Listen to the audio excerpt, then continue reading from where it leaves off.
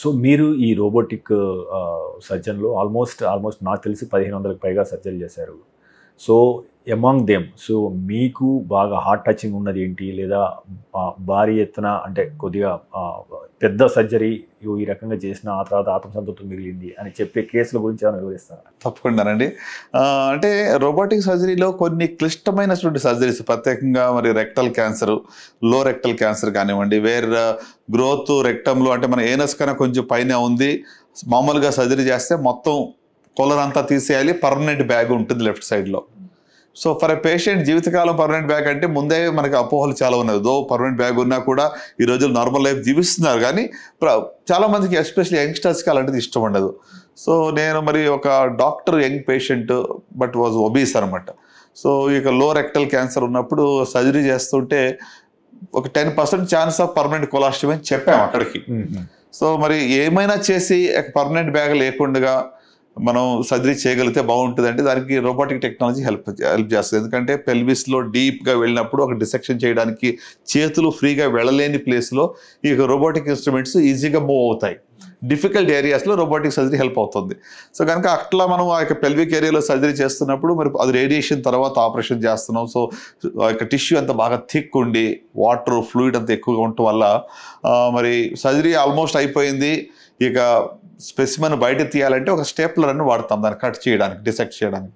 కానీ ఆ యొక్క టిష్యూ థిక్గా ఉండటం వల్ల ఆ స్టేప్లర్ ఫైర్ అవటం లేదు.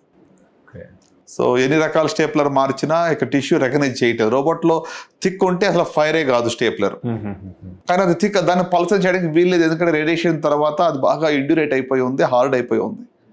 సో సుమారుగా 10 గంటలు ప్రయాసపడ్డాం ఈ ఆపరేషన్లో. అది చేయకపోతే, అది ఫైర్ చేయకపోతే పర్మనెంట్ బ్యాగ్ వస్తుంది తీసేయాలంటే. సో చివరికి మరి మళ్ళా ఇక లాప్రోస్కోపిక్ స్టేప్లర్ వాడాము, దాన్ని తీసుకున్నా కూడా ఫైర్ అవ్వట్లేదు. సో ఫైనల్గా లాస్ట్ ఆప్షన్ వాస్ దాన్ని మాన్యువల్గా అంటే రోబోటిక్లోనే సూచర్ వేయడం ఆప్షన్కి వెళ్ళాం. అంటే ఇంకా స్టేప్లర్ ఫైర్ చేయకుండానే ఆ యొక్క టిష్యూని కట్ చేసి సిజర్తో మరి రోబోటిక్ టెక్నాలజీ ద్వారా కుట్లేయడం వేసాం.